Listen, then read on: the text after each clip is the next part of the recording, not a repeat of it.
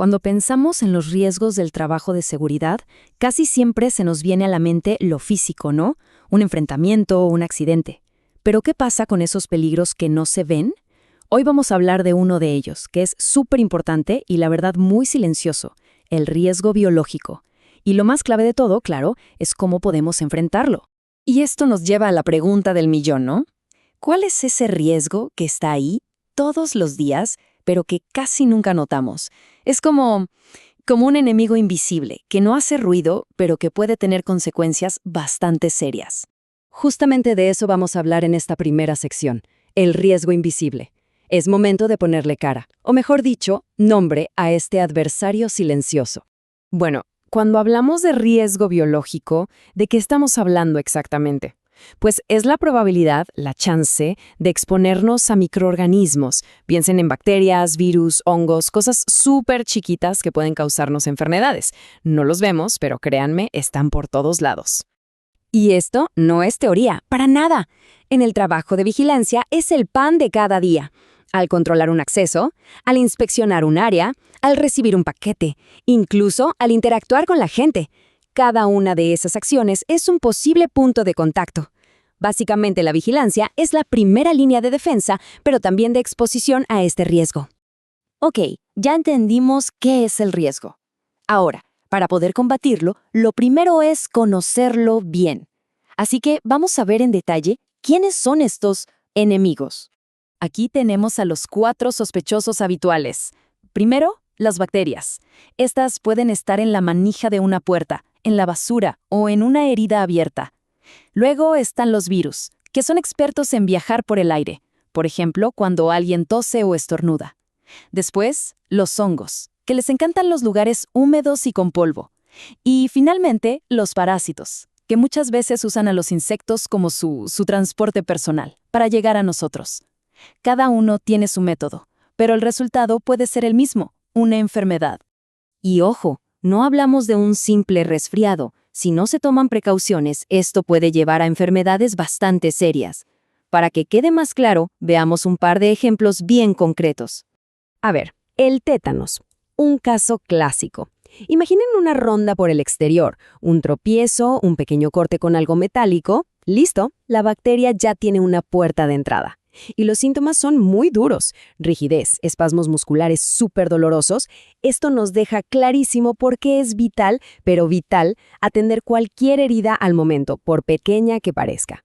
Otro ejemplo, sobre todo para quienes trabajan en zonas rurales o con mucha vegetación, es la fiebre amarilla. Aquí el culpable es un mosquito. Una simple picadura puede transmitir un virus que causa desde una fiebre altísima hasta daños graves en el hígado. Miren, tanto el tétanos como la fiebre amarilla son enfermedades serias, pero lo más importante, y quiero que se queden con esto, es que son prevenibles. Bueno, ya conocemos a los agentes y las enfermedades que pueden causar. La pregunta ahora es, ¿por dónde entran a nuestro cuerpo? ¿Cómo lo hacen? Vamos a verlo en esta sección. Las fuentes de exposición son, básicamente, una descripción del día a día en el trabajo de vigilancia. Piénsenlo. El contacto constante con visitantes, el manejo de paquetes y cartas, las áreas comunes por donde pasa muchísima gente, superficies contaminadas, hasta los mosquitos en zonas exteriores. O bueno, atender una emergencia donde haya fluidos corporales. El riesgo está ahí, en las tareas más comunes. Y estas son las 5 autopistas principales que usan para meterse en el organismo. La vía respiratoria, al inhalar partículas en el aire. La vía dérmica, a través de un corte o una herida en la piel. La digestiva, si se come o bebe algo contaminado. La mucosa, si nos tocamos los ojos, la nariz o la boca con las manos sucias. Y la vectorial, que es la picadura de un insecto. Si conocemos estas rutas, ya sabemos dónde tenemos que poner nuestras barreras de defensa. Y hablando de barreras, llegamos a la parte clave, la acción. Ya entendimos el riesgo. Ahora vamos a armar un buen plan de defensa para mantenerlo a raya. De todas las medidas de protección que existen, hay una que es, por lejos, la más efectiva. Es súper simple, está al alcance de todos y tiene un poder increíble. ¿Se imaginan cuál es? Exacto, el lavado de manos. Pero ojo, no un enjuague rápido. Estamos hablando de dedicarle entre 40 y 60 segundos con agua y jabón. Parece poco tiempo, pero el impacto que tiene para prevenir infecciones es gigante. Este es el pilar de la higiene personal, sin duda. Además del lavado de manos, este es como el kit de herramientas básico de protección. Usar guantes y mascarillas cuando haga falta, por supuesto. Limpiar, desinfectar y cubrir cualquier herida de inmediato, siempre. Tener un desinfectante a base de alcohol a la mano para cuando no hay agua y jabón.